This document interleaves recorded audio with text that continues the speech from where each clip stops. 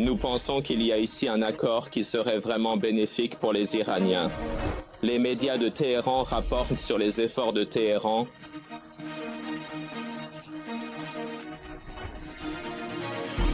pour réduire la solitude des Houthis et de Washington. Le Journalist Post dit que l'Iran veut négocier avec les États-Unis avec ce feu. Les manifestations généralisées contre la décision potentielle de Trump d'utiliser d'autres noms au lieu du Golfe Persique, divers partis politiques ont critiqué et exprimé leur inquiétude, et avec la poursuite de l'unité indo-pakistanaise, New Delhi dit qu'il attaquera plus de points. Islamabad dit qu'il ne sera pas laissé sans solution. Depuis le studio d'Iranian International, c'est 24, avec Farazan Farazan.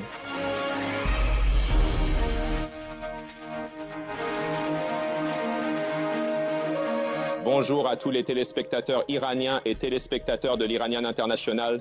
Dans les minutes précédentes, The Times, l'ambassade d'Israël à Londres, a publié un rapport visant un plan terroriste lié à la République islamique.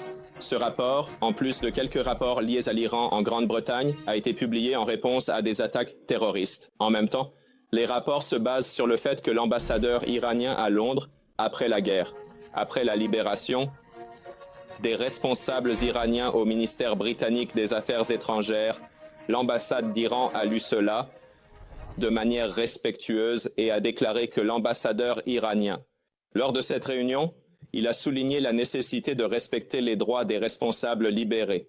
Merci beaucoup. Oui, même avant ces attaques, en relation avec cette attaque potentielle contre l'ambassade d'Israël, vous savez que la déclaration de terrorisme au Parlement britannique a été créée dans les débats houleux au Parlement britannique et il est probable que ce dernier changement se poursuivra dans ces débats.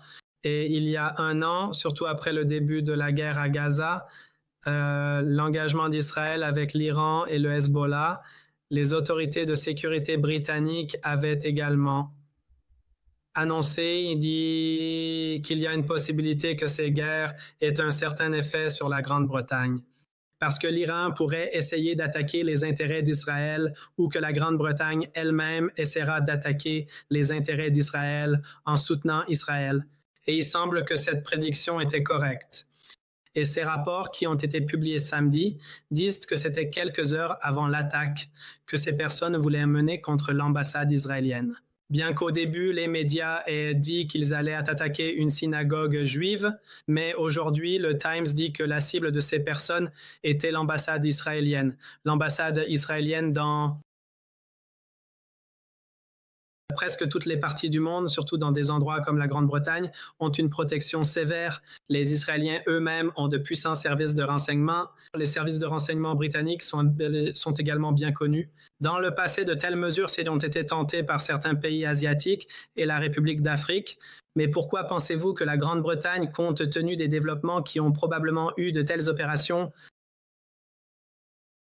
En fait, non. En réalité, la République islamique a la capacité et les cellules nécessaires dans presque tous les pays européens et occidentaux. Les rapports que j'ai vus ici l'indiquaient. Ces dernières années, d'ailleurs, surtout après le tribunal de Mykonos, la République islamique avait commencé à utiliser des gangs mafieux et des groupes organisés appelés le Dawa Jorm, et le gouvernement iranien utilise les mêmes méthodes qu'il utilisait dans les années 1990 et 1980. Probablement, la République islamique a franchi cette ligne. Et dans les nouvelles qui ont été publiées aujourd'hui et le fait que l'une de ces personnes a une relation très étroite avec la République islamique et sa famille est un très grand investisseur en Iran et possède de nombreux ateliers et industries. Pourquoi ont-ils choisi la Grande-Bretagne en ce moment particulier? Je ne peux que me rapporter au fait qu'ils ont senti que l'atmosphère politique ici, ce n'est pas la faute de la République islamique, mais les différences internes au Parlement concernant la criminalisation du terroriste Khalamgi, et la République islamique aurait pu avoir plus d'opportunités de le faire ces dernières années. Merci, monsieur. Cameron Matin, professeur de Relations internationales à l'Université de Sussex de Brighton avec... Le vice-président d'Israël, Abbas Araghchi, déclare que le ministre des Affaires étrangères d'Iran, le représentant de Donald Trump, l'a contacté et souhaite une négociation immédiate. Selon ce rapport, ce cas a été mené après le désespoir de Téhéran de médiatiser la situation et en l'absence de succès dans les négociations immédiates, le médiateur norvégien est le principal choix, Amatrai Jide Vance, qui est le président de Donald Trump, assis à Washington, a déclaré que les États-Unis poursuivent un accord avec l'Iran qui éliminera complètement la possibilité d'armes nucléaires à Téhéran. Personne en ce moment n'a de programme nucléaire non gouvernemental qui puisse complètement enrichir l'uranium à plus de 90%, ce qui signifie qu'il faut une certaine quantité pour produire des matériaux pharmaceutiques et chimiques. Notre suggestion est très simple. Nous n'avons aucun problème à produire de l'énergie nucléaire, mais vous ne pouvez pas avoir un programme nucléaire qui puisse créer des armes nucléaires. C'est notre ligne rouge. Samira Karaei nous a rejoint depuis la Maison-Blanche. Samira, la partie américaine, avait dès le début déclaré qu'elle cherchait des négociations directes. C'était la partie iranienne qui disait toujours que ces négociations étaient indirectes. Quelle est la probabilité réelle que les négociations deviennent directes maintenant? Et à quel point cette discussion sur la Norvège est-elle sérieuse? Fardad, Inet a publié ce rapport citant des sources informées qui prétendent que M. Araghchi a contacté M. Witkoff exprimant un certain mécontentement des Omanais. C'est parce que la rapidité qu'ils souhaitent ou la qualité que les Iraniens recherchent ne sont pas présentes dans ces négociations. Il a contacté M. Witkoff pour pouvoir avoir des négociations directes. Nous avions déjà entendu à plusieurs reprises de la part des États-Unis que les négociations devaient être directes. La partie de la République islamique insistait pour que les négociations soient indirectes. Maintenant, Inet dit que ce que la République islamique souhaitait n'a pas été réalisé par la médiation d'Oman, cela alors que le choix d'Oman était en fait une proposition de la République islamique et qu'il y avait un précédent positif. Oman avait déjà joué le rôle de médiateur en 2013. Elle a accueilli des négociations directes et secrètes entre les États-Unis et l'Iran. Maintenant, Inet a publié ce rapport et ils disent que la République islamique envisage, si ce qu'elle souhaite n'est pas réalisé, de poursuivre cela par le biais de la Norvège. Plus tôt ici, M. Trump a accueilli le Premier ministre de Norvège au cours du dernier mois. Les États-Unis entretiennent de bonnes relations avec la Norvège. Il faut voir à quel point c'est sérieux. D'un autre côté, il semble que cette discussion sur le 4e tour, il y a quelques jours, M. Bagay avait dit que nous examinons les propositions d'Oman concernant la poursuite des négociations, pas la date de tenue du 4e tour. Maintenant, à quel point les Omanais sont-ils en contact sérieux avec les Américains pour organiser le 4e tour? La République islamique en est-elle mécontente? Ce sont toutes des questions qui ne sont pas claires. En tout cas, c'est le rapport que nous avons actuellement, selon lequel M. Araghchi veut parler directement avec M. Witkoff. Auparavant, cela aurait peut-être été considéré comme une ligne rouge par Ali Khamenei de ne pas négocier directement, mais d'un autre côté, des efforts sont toujours en cours pour clarifier la stratégie des États-Unis concernant le 4e tour des discussions sur les négociations avec l'Iran. Du côté israélien, M. Dermer, le ministre des Affaires stratégiques, est venu ici aujourd'hui. Il était censé rencontrer des responsables du ministère des Affaires étrangères et des responsables de la Maison-Blanche. Il devait rencontrer M. Witkoff pour entendre ce que les États-Unis ont en tête. Il y a aussi les discours de M. Vance. M. Vance a parlé aujourd'hui ici à Washington lors de la conférence de sécurité de Munich qui s'est tenue ici à Washington. Il a parlé pendant près de 5 minutes du programme nucléaire iranien, des attentes de l'Iran concernant les négociations et M. Vance a été placé dans un camp, dans une campagne avec M. Witkoff pendant cette période. En interaction avec M. Rubio qui défend l'idée que la République islamique se voit accorder le droit d'enrichir pour parvenir à un accord. C'est-à-dire qu'ils sont tellement en quête d'un accord, le camp Witkoff-Vance est prêt à accorder même à la République islamique le droit d'enrichir. Aujourd'hui, dans ses propos, les points qu'il a soulevés sont remarquables et rapprochent en fait la position de M. Vance de celle de M. Rubio. En conséquence, cela donne l'impression que les positions des États-Unis sont plus unifiées. M. Vance dit que la République islamique peut avoir une capacité ou une puissance nucléaire, mais elle ne peut pas avoir de programme nucléaire. Il n'existe aucun pays dans le monde qui possède toute l'infrastructure d'enrichissement, c'est-à-dire qu'il pourrait s'il le voulait, enrichir jusqu'à 90% sans atteindre la bombe. La République islamique ne peut pas avoir cela, mais elle peut avoir une capacité nucléaire pacifique. Cela peut inclure la proposition de M. Rubio, cette déclaration de M. Vance selon laquelle la République islamique devrait importer de l'uranium enrichi, pourrait inclure le fait qu'il ne soit pas permis à la République islamique d'utiliser d'autres centrifugeuses que l'IR-1, dont le processus d'enrichissement est extrêmement lent, et la République islamique ne pourrait pas atteindre cet enrichissement à 90%. Merci à toi. Samira Garaei, ma collègue de la Maison-Blanche, est avec nous.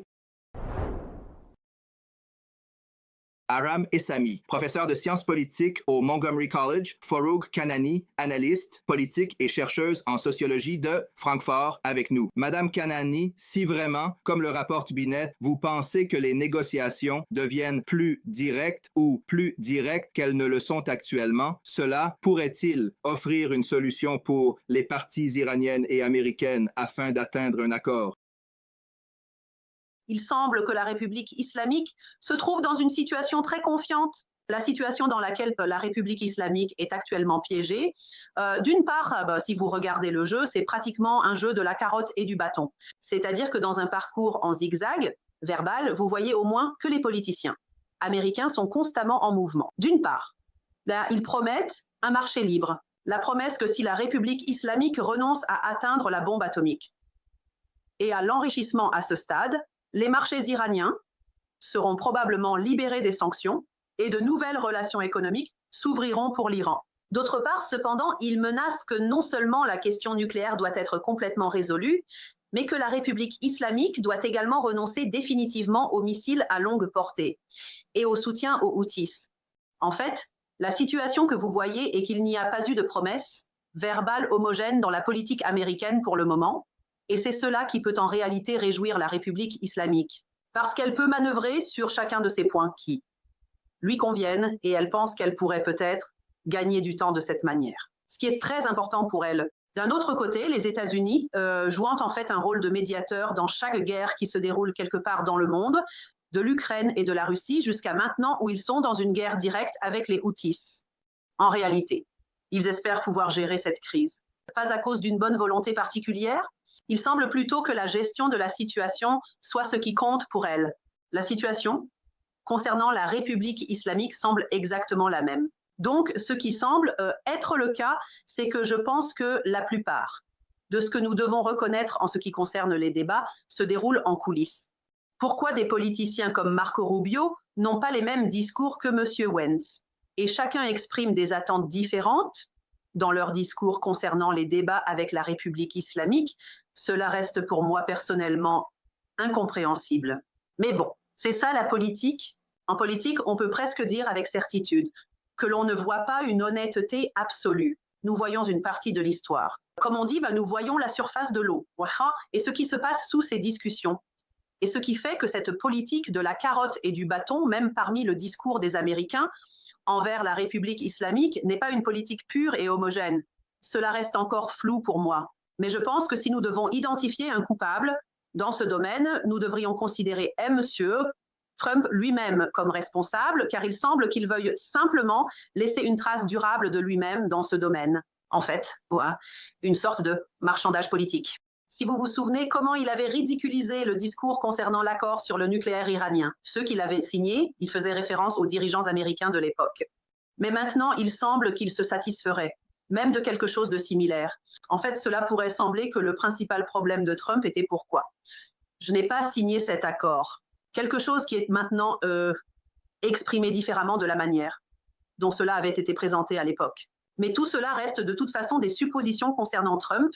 Nous n'avons jamais pu faire une prédiction correcte, étant donné la vision que nous pouvons avoir de la personnalité, généralement complexe, de cet individu, au moins en politique, pour dire que nous arrivons à une conclusion claire et correcte.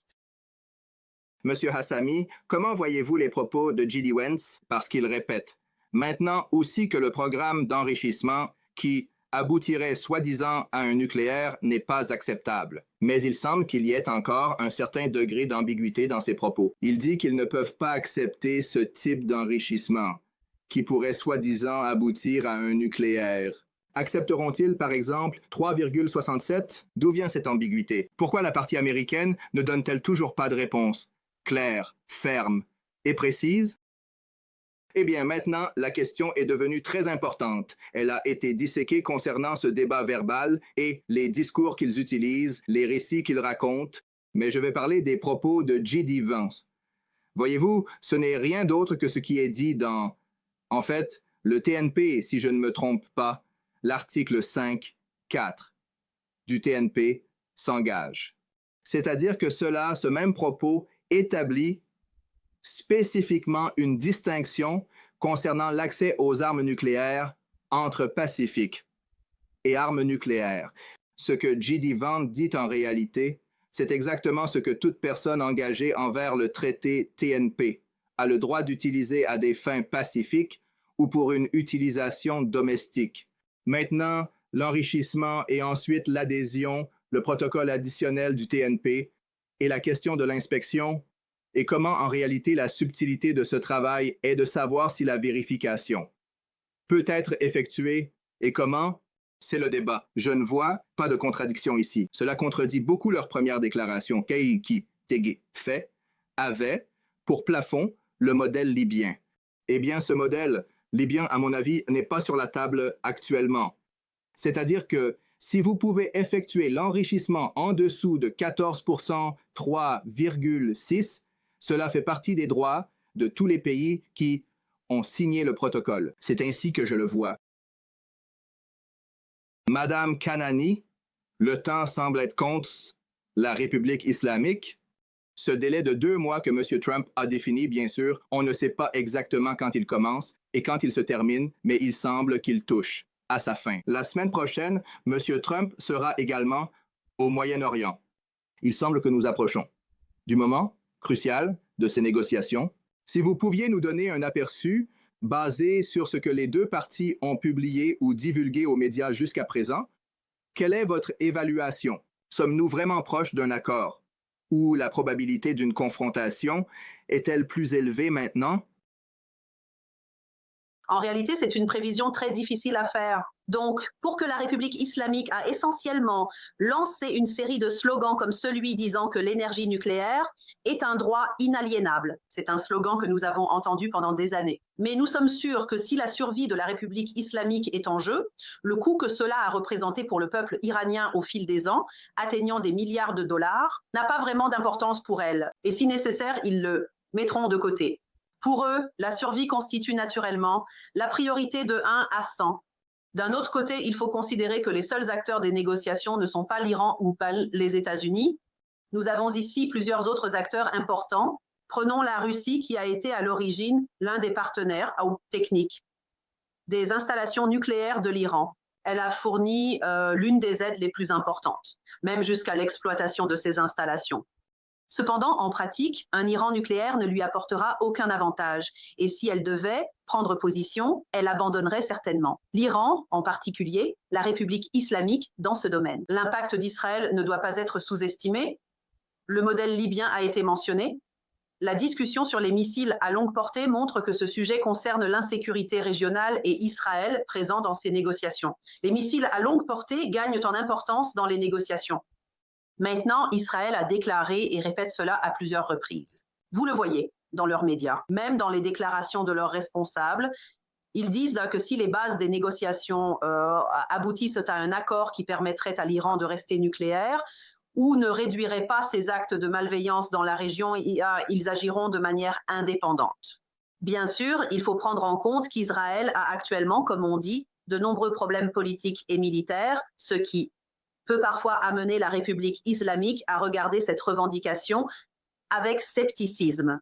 Cependant, nous savons toujours que c'est une option très solide et robuste, car il semble que le jeu, qui a commencé dans le contexte d'Israël, notamment après le 7 octobre, n'est pas un jeu qui se terminera à moitié. Et cette fois, Israël a une attitude de finisseur. Le fait que les lobbies israéliens agissent de manière efficace et puissante dans le contexte de la Maison-Blanche dans cette affaire et que les lobbies de la République islamique, compte tenu de l'approche relativement efficace qu'ils ont eue jusqu'à présent, je vois cette divergence de discours à partir de là. comment ils peuvent en réalité influencer les options sur la table des États-Unis et de la République islamique en faveur de l'un des deux côtés, c'est en fait quelque chose sur lequel nous devrions peut-être espérer obtenir plus d'informations au cours du 4e mandat.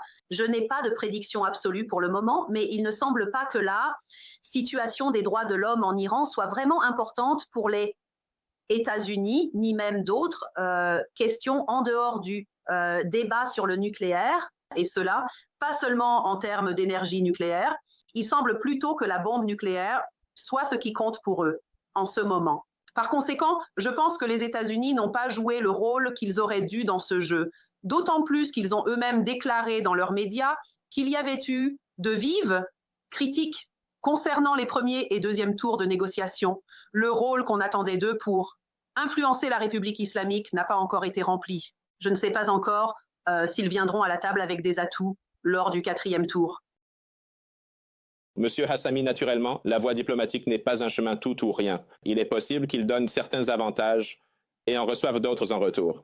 À quel point pensez-vous que les Israéliens, qui semblent être de grands critiques du programme nucléaire et balistique de l'Iran au Moyen-Orient, pourraient accepter quelque chose comme un accord un peu plus strict, où l'Iran pourrait peut-être enrichir à 3,67 %, mais où les Américains auraient une surveillance accrue, sans qu'il y ait nécessairement un accord spécifique sur leur programme balistique. Pensez-vous que c'est quelque chose que les Israéliens accepteraient, étant donné que M. Trump pourrait leur offrir d'autres concessions, par exemple peut-être la normalisation des relations avec l'Arabie saoudite et quelques autres pays arabes, plus d'armes, des systèmes de défense? Pensez-vous que cet ensemble pourrait satisfaire Israël? Oui, c'est un point très intéressant et je pense que c'est là que réside le point clé et cela explique certaines des questions auxquelles l'administration Trump est actuellement confrontée, dans le sens où cela résout l'angle que les néoconservateurs qui faisaient en fait partie de l'administration Trump avaient avec la question, par exemple, de Marco Rubio ou de J.D. Vance, dans le sens où les néoconservateurs étaient plus favorables à une attaque militaire et à la coopération avec Israël pour éliminer le programme d'armement nucléaire de l'Iran. Alors que Trump lui-même et en fait les conseillers et consultants proches des républicains MAGA croient qu'à ce stade, et avec les discours que Trump tient sur les affaires mondiales, ouvrir un nouveau front de guerre et attaquer les armes nucléaires de l'Iran aggraverait la situation. Par conséquent, je vois une forte probabilité que ces changements visent en fait à donner du temps pour que l'option secondaire, qui consiste à satisfaire Israël, soit réalisée, puis, en cas de non-respect, à mettre d'autres options sur la table. Merci à vous deux. Arameh Hassami, professeur de sciences politiques au Montgomery College du Maryland, et Forough Kanani, analyste politique et chercheuse en sociologie de Francfort. Le New York Times dit que l'Iran a poussé les Houthis à un cessez-le-feu avec les États-Unis pour accélérer les négociations nucléaires avec l'Amérique. 2 responsables iraniens du ministère des Affaires étrangères et des gardiens de la Révolution ont déclaré au New York Times que la République islamique, dans le cadre des efforts de médiation d'Oman, a convaincu les Houthis d'arrêter leurs attaques contre les navires américains. En même temps, le porte-parole du ministère iranien des Affaires étrangères a accueilli favorablement l'arrêt des attaques américaines contre les Houthis et a remercié les efforts du gouvernement omanais dans ce domaine. En même temps, Israël déclare que son conflit avec les Houthis du Yémen se poursuit, et selon la chaîne 12 de ce pays, il a intercepté avec succès un autre missile des Houthis. Quelques heures auparavant, avant qu'il n'entre dans l'espace aérien israélien, un responsable Houthi a déclaré à Reuters que le récent accord de cessez-le-feu n'inclut en aucun cas Israël. Selon ce responsable Houthi, tant que les États-Unis s'engagent réellement à arrêter les attaques, ils ne lanceront pas d'attaque non plus. Notre journaliste Arash Alaei nous a rejoint au Congrès américain. Arash, la situation est surréaliste. N'est-ce pas que les États-Unis ont pratiquement un accord de cessez-le-feu avec les Houthis, mais que les Houthis continuent d'attaquer Israël? Eh bien, je vais aborder cela. Nous n'avons pas beaucoup de temps pour les analyses qui existent aux États-Unis. Ceux qui s'opposent à M. Trump et le critiquent, comme le magazine The Atlantic, disent que c'est un signe de la politique America First que M. Trump encourage, l'Amérique d'abord. Et ils disent que si vous voulez voir ce que M. Trump fera ensuite dans le reste du monde, regardez cet accord avec les Houthis. M. Trump avait d'abord dit qu'il voulait instaurer la sécurité de la navigation internationale là-bas, empêcher les attaques des Houthis contre la navigation internationale. Maintenant, il est allé là-bas et a bombardé. Il dit que désormais, les Houthis ne tirent plus que sur les navires américains et quittent la région. Et en fait, le magazine Atlantic dit que M. Trump n'a pas mis fin à cette guerre. Il a juste retiré l'Amérique de celle-ci. Maintenant, nous attendons. Et voyons si les Houthis tiendront leurs promesses. Ils n'ont pas seulement dit que les navires militaires américains ne devraient pas être attaqués. M. Trump dit qu'aucun navire américain ne devrait être attaqué. Et quant à savoir combien de temps cela restera stable, c'est une autre histoire. De plus, cela s'est passé si rapidement que certains médias américains disent que Benjamin Netanyahou n'était pas au courant et a été soudainement surpris par cette histoire. Ceux qui soutiennent M. Trump, comme le New York Post, ils ont écrit des articles. Ils disent que c'est le résultat et le fruit de cette politique que M. Trump appelle la paix, par la force. Ils disent qu'une histoire similaire s'est produite lors des négociations avec la République islamique. M. Trump a menacé. D'abord, Khamenei a dit non et a commencé à adopter une position négative à ce sujet. Les conseillers de Khamenei lui ont dit que si vous dites non, nous serons ruinés. Khamenei a répondu d'accord. Et donc, ils sont entrés dans les négociations. Maintenant, ils disent que la même chose s'est produite avec les Houthis. Au début, les Houthis ont résisté. Les bombes américaines sont tombées sur eux. Ils ont été bombardés tous les jours. Puis ils ont dit d'accord. Maintenant, cette histoire, selon le New York Post, rapprochera M. Trump d'un accord avec la République islamique. Parce que cela augmente la pression sur la République islamique. Cela soulage les Houthis et la région de la mer Rouge du poids de la guerre. Et cela permet à Trump de certainement mettre en œuvre d'autres plans contre la République islamique. Merci à toi, Arash Alaei, notre journaliste depuis le Congrès américain. Hassan Hachemian, analyste du monde arabe basé à Washington, est avec nous. Monsieur Hachemian, les États-Unis et Israël sont des alliés, anciens et stratégiques dans la région du Moyen-Orient. Comment est-il vraiment possible qu'il y ait autant d'attaques de la part des Houthis contre Israël? Et ensuite, le président en exercice des États-Unis dit qu'il n'a pas de problème avec les navires américains et qu'ils ne les attaqueront pas non plus. Même maintenant, il y a quelques minutes, la nouvelle est tombée que M. Trump a déclaré que nous avons infligé de lourds coups aux Houthis. Ils ont été très résistants et ont montré beaucoup de courage. Comment peut-on vraiment interpréter cela? Eh bien, cela revient à savoir à quel point les attaques des Houthis contre Israël sont réellement efficaces. Nous savons qu'il y a plus d'un an qu'aucun navire israélien ne passe par Bab el-Mandeb et que les Houthis disent qu'ils attaquent les navires israéliens, mais pas les navires américains. C'est un peu insensé car il n'y a pas de navire israélien là-bas pour qu'ils puissent l'attaquer. Les missiles qui sont également lancés vers Israël, à part le missile qui a touché l'aéroport Ben Gourion, les autres missiles n'ont pas d'impact et ne servent qu'à la propagande de la République islamique et des Houthis. Mais en réalité, les Houthis ne peuvent ni frapper un navire israélien dans la région des eaux de la mer Rouge, car il n'y a pas de navire là-bas, ni réellement. Porter un coup important à Israël avec leurs missiles.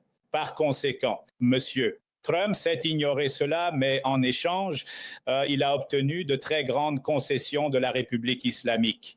Considérez simplement que lorsque les Houthis sont entrés dans l'équation de la mer Rouge, ils ont affirmé qu'ils continueraient tant que la guerre de Gaza ne serait pas terminée. Mais maintenant, la guerre de Gaza n'est pas terminée et ils ont été contraints de se rendre face à M. Trump. En outre, les attaques de M. Trump contre les Houthis ont éliminé environ 600 commandants intermédiaires des Houthis, ce qui a été un coup très important pour eux. La situation qui s'est présentée pour eux était presque similaire au vide qui s'est formé pour Bachar al-Assad après la désintégration des forces du Hezbollah. Il est vrai que le gouvernement actuel du Yémen, le gouvernement légal, est un gouvernement sans forme. Son premier ministre a été remplacé récemment et ne peut attaquer les Houthis et changer la situation. Mais il est possible qu'un autre groupe émerge, comme celui qu'Ahmad al-Shar a formé contre Bachar al-Assad, et qu'il renverse les Houthis. Donc, il était dans leur intérêt de s'impliquer dans cette affaire. Et il est intéressant de noter que ces discussions ont eu lieu en même temps que le premier tour de discussion de la République islamique avec M. Witkoff à Oman. C'est-à-dire que Mohammed Abdul Salam, le porte-parole des Houthis, s'y était rendu, simultanément aux discussions qui ont eu lieu entre Witkoff et Arakchi à Oman. Simultanément, Witkoff avait mené des négociations avec M. Mohammed Abdul Salam, le porte-parole des Houthis, et ces négociations portaient sur l'arrêt des attaques des Houthis. Depuis le 28 avril dernier, les Houthis ont cessé leurs attaques contre les navires américains et après une semaine ou 8 jours, M. Trump a annoncé qu'il n'attaquait plus et que nous ne les attaquerions pas non plus. Merci à vous. Hassan Hachemian, analyste du monde arabe, depuis Washington avec nous. Je le répète encore une fois, il y a quelques instants, Donald Trump, le président des États-Unis, a déclaré à propos des Houthis que nous leur avons infligé de lourds coups. Ils ont été très résistants et ont montré beaucoup de courage. L'utilisation du mot courage a également suscité de nombreuses réactions sur les réseaux sociaux ces dernières minutes. Suite aux réactions massives à la nouvelle de la décision potentielle du président américain de changer le nom du Golfe Persique, Donald Trump a déclaré il y a quelques minutes qu'il ne voulait pas que cette décision blesse les sentiments de quiconque. Il a dit qu'il ne savait pas du tout que cela pourrait déranger quelqu'un. Cependant, plus tôt, dans la suite des réactions à cette nouvelle, le ministre des Affaires étrangères iranien avait condamné cette décision potentielle de Donald Trump. Auparavant, l'agence de presse Associated Press et CNN avaient rapporté que Trump avait l'intention d'utiliser l'expression « Golfe arabe » lors de son voyage à Riyad qui aura lieu la semaine prochaine. M. Arakchi a qualifié cette action d'hostile et motivée par des raisons politiques sur le réseau Oxy. Des responsables et des personnalités iraniennes bien connues, y compris Toumaj Salehi, Ahmed Esmailion et Mohammad Javad Zarif, ont également réagi à ce rapport et critiqué cette décision potentielle. Shahram Khaldi, chercheur en histoire du Moyen-Orient et en relations internationales, est avec nous depuis l'Ontario. Monsieur Khaldi, certains de ces noms que j'ai mentionnés, vous ne les voyez généralement pas ensemble dans une même nouvelle, peut-être? C'est l'un des très rares cas où les Iraniens de tous les spectres politiques, même les figures de la République islamique, sont unanimes sur le fait que le nom de cette voie navigable historique est le Golfe Persique. Pourquoi pensez-vous qu'en cette période critique, M. Trump a maintenant dit qu'il n'a pas encore pris de décision définitive, mais qu'il a même pensé à un tel sujet? Je vous salue, monsieur, et je salue tous les auditeurs d'Iran International. Permettez-moi de vous dire que le président Trump, malheureusement pour nous, les Iraniens qui vivons sous la domination de la République islamique depuis plus de 40 ans, que ce soit à l'intérieur de l'Iran ou à l'extérieur. Il utilise tous les moyens pour, en fait, déstabiliser psychologiquement l'adversaire et obtenir des concessions. Et il ne faut pas oublier cela non plus. L'Arabie saoudite et les Émirats arabes unis ont chacun promis qu'au moins. Maintenant... Nous nous excusons auprès de vous dans 15 secondes. Monsieur Khaldi, je m'excuse un instant, car nous avons une image en direct du Vatican. À l'instant de la fumée noire s'est élevée près de la place Saint-Pierre, et vous voyez les fidèles de l'Église catholique sur cette place qui attendent l'annonce du nouveau pape. L'apparition de la fumée noire indique que les évêques présents au Vatican n'ont pas encore pu prendre une décision finale pour élire le prochain pape. Vous voyez les images en direct du Vatican et la fumée noire en attendant l'apparition de la fumée blanche dans les heures ou jours à venir. À ce moment-là, nous pourrons être sûrs que le prochain pape sera annoncé. Je m'excuse. Cela n'avait pas vraiment de lien avec notre discussion, mais comme c'était en direct, je voulais que nous le voyions rapidement. Monsieur Khaldi, je reviens à vous et à ce sujet controversé du Golfe Persique et du Golfe arabe qui a envahi les réseaux sociaux iraniens ces dernières heures. Exactement. Eh bien, il faut aussi rappeler que l'Arabie saoudite et les Émirats ont promis d'investir ensemble environ $1 trillion aux États-Unis dans les prochaines années. Maintenant, le montant peut varier et n'est pas encore clair.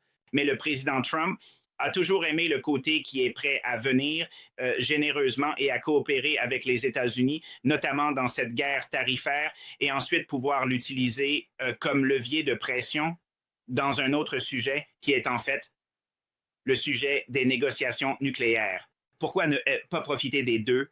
Mais la question qui se pose pour moi, en tant que quelqu'un qui connaît maintenant l'alphabet juridique et a étudié le droit international dans le cadre de l'enseignement des relations internationales et des institutions internationales, la question qui se pose pour moi est maintenant d'examiner les revendications des Émirats arabes unis d'un point de vue historique, avec tous les documents et preuves existants montrant que le gouvernement iranien a toujours considéré ces régions comme faisant partie de l'Iran, peu importe qu'il s'agisse de la République islamique, de la monarchie, des Qajars ou des Pahlavis, que veut-il en faire?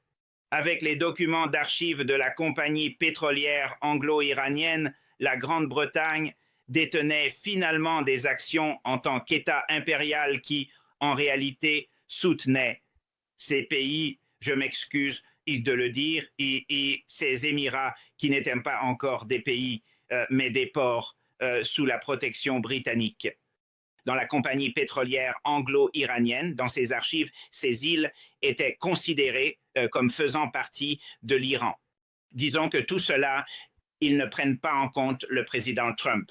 Ils ne prennent pas non plus en compte le contrat où, en fait, la note est changée entre le gouvernement Qajar et le gouvernement britannique en 1904-1905.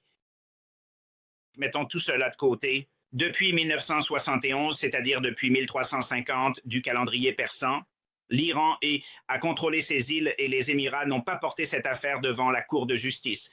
Donc la question qui se pose est, que cherche vraiment le président Trump? Je pense qu'il poursuit une série de choses à des fins publicitaires. Et s'il devait arriver que le président Trump dise Golfe arabe, alors en réalité, d'une certaine manière, comme l'Union européenne est venue dire qu'elle soutient la revendication des Émirats sur l'île, il pourrait également y faire allusion de manière implicite. Alors, des problèmes surgiront. Israël devra alors se retirer des hauteurs du Golan. La question du Karabakh devra être portée devant la Cour internationale de justice. Que veut faire le président Trump avec Gaza? Tous ces problèmes seront alors à nouveau soulevés. Et l'Iran, à mon avis, mais qu'il s'agisse d'un gouvernement de la République islamique ou non, aura des revendications très fortes. Que ce soit peut-être basé sur l'histoire, le droit ou la force. Merci à vous. Je vois maintenant que le prince Reza Pahlavi a également publié un message sur son réseau social. Le patrimoine national de l'Iran n'est pas négociable, avec une photo du Golfe Persique à côté de sa propre photo. Merci à vous, Shahram Khaldi, chercheur en histoire du Moyen-Orient et en relations internationales depuis l'Ontario. Avec l'augmentation des tensions entre l'Inde et le Pakistan après l'attaque meurtrière contre des touristes au Cachemire, les autorités indiennes ont déclaré avoir attaqué 9 sites, dont certains étaient liés à l'attaque des militants islamistes contre des touristes indiens le mois dernier. Le Pakistan a qualifié cette attaque d'acte de guerre manifeste et a menacé de répondre à ces attaques. Le Pakistan affirme qu'aucun des sites attaqués n'était une position de militants. Selon l'Inde, lors d'échanges de tirs avec les forces pakistanaises au Cachemire, 10 personnes ont été tuées et 48 ont été blessées. Le secrétaire général des Nations unies a déclaré que le monde ne peut pas supporter une confrontation militaire entre l'Inde et le Pakistan. Mikan Shahidi, chercheur au think tank de pensée politique de l'Université de Cambridge, nous a rejoints. Monsieur Shahidi, beaucoup de gens dans le monde sont maintenant inquiets que 2 puissances nucléaires soient entrées en conflit militaire et que cette tension puisse s'intensifier à tout moment. Parlez-nous un peu des racines de ce conflit et à quel point, selon vous, ces inquiétudes sont légitimes, que cette tension militaire puisse aboutir à une guerre totale entre ces 2 puissances nucléaires. Cette question a bien sûr une longue histoire et l'un des événements les plus récents remonte à l'année 2019 lorsqu'une attaque suicide a eu lieu précisément au Cachemire, entraînant la mort de 40 soldats indiens. L'Inde a alors attaqué ce qu'elle a déclaré être des refuges de groupes terroristes sur le sol pakistanais. Et elle accuse toujours le Pakistan de soutenir des groupes terroristes comme Lashkar-e-Taiba ou Jaïch-e-Mohammed. Mais ces tensions ont une histoire beaucoup plus longue. En fait, elles remontent à l'époque où la Grande-Bretagne, en tant que colonisateur de l'Inde, quitte l'Inde. Et à ce moment-là, l'Inde est divisée en deux pays. En 1947, c'est-à-dire il y a 78 ans, une partie devient l'Inde et l'autre partie devient le Pakistan. Et à ce moment-là, le dirigeant du Cachemire, qui était hindou, bien que la majorité des habitants du Cachemire soient musulmans, décide de rejoindre l'Inde. Et c'est exactement à la frontière entre l'Inde et le Pakistan. Et c'était la première guerre entre l'Inde et le Pakistan, qui a été une guerre très importante. 1 million de personnes y ont été tuées et des millions d'autres ont été déplacées. Après cela, il semble qu'il y ait eu de nombreux événements entre les deux pays qui sont tous deux devenus nucléaires et ont effectué de nombreux essais nucléaires dans les années 90. Et de plus, en 1999, ils ont de nouveau eu un conflit appelé le conflit de Kargil, où les forces pakistanaises ont pénétré sur le territoire indien. Mais l'Inde a lancé une contre-attaque et les forces pakistanaises se sont retirées, mais ce qui, à mon avis, a contribué à l'augmentation de ces tensions ces dernières décennies. C'est aussi l'expansion d'un nationalisme hindou en Inde, dont le slogan principal est que l'Inde appartient aux hindous, avec un fort accent sur l'histoire de l'Inde sémite et la revitalisation des symboles culturels et religieux hindous. Un tel processus était à l'opposé de ce que l'Inde avait il y a 78 ans, avec des figures comme Gandhi et l'époque où l'Inde est devenue indépendante, qui suivait une voie laïque. Par exemple, nous le voyons aujourd'hui avec ce nationalisme hindou. Et d'un autre côté, au Pakistan, depuis les années 1980, surtout après la présidence du général Zia-ul-Haq, nous avons assisté à une montée de l'islamisme et c'est à cette époque que la charia a été introduite comme loi civile dans le pays et que des écoles religieuses ont été établies. Et il semble que les deux pays suivent des trajectoires complètement opposées par rapport à la sécularisation qu'ils avaient. Il y a 70 à 80 ans, mais je pense que la différence est que le Pakistan a une majorité de population musulmane claire, alors que l'Inde a diverses ethnies et diverses religions. Par exemple, dans la région du Cachemire, la population est majoritairement musulmane. Actuellement, l'une des accusations portées contre le gouvernement indien, notamment par les Pakistanais, est qu'il n'y a pas seulement un nationalisme indien, mais aussi, comme on le prétend, un certain degré d'islamophobie et qu'ils essaient même de changer la composition démographique de la région du Cachemire. Exactement, ce qui a rendu la situation au Cachemire plus sensible. Depuis 2019, c'est que le gouvernement indien a abrogé un article de la Constitution, l'article 370, qui reconnaissait l'autonomie du Cachemire. Et sous ce nationalisme indien, c'est le nationalisme hindou dont j'ai parlé, cette autonomie du Cachemire a été révoquée, ce qui a provoqué un mécontentement intense, car beaucoup pensaient que cela avait été fait sans le consentement du peuple et sans consultation, ce qui a conduit à une augmentation des tensions dans la région et à des réactions de la part de groupes extrémistes, comme le groupe TRF ou le Front de résistance, qui est un groupe paramilitaire ayant des racines plus anciennes. Dans le Lashkar-e-Taiba, un groupe islamiste, et qui est également connu comme un groupe proxy du Pakistan. Merci à vous. Meghan Shahidi, chercheur en pensée politique à l'Université de Cambridge. Et merci à vous d'avoir regardé le programme 24. Permettez-nous de conclure le programme avec des images en direct du Vatican, là où, comme vous l'avez probablement vu au cours du programme, une fumée noire s'est élevée. Il y a quelques minutes, indiquant que les cardinaux n'ont pas encore pris de décision finale pour élire le nouveau pape. Il est probable que cette décision finale soit prise dans les jours à venir et que le prochain pape soit présenté. Vous voyez des images en direct du Vatican, là où de nombreux catholiques se sont rendus après la mort du pape François. Nous concluons le programme avec ces images.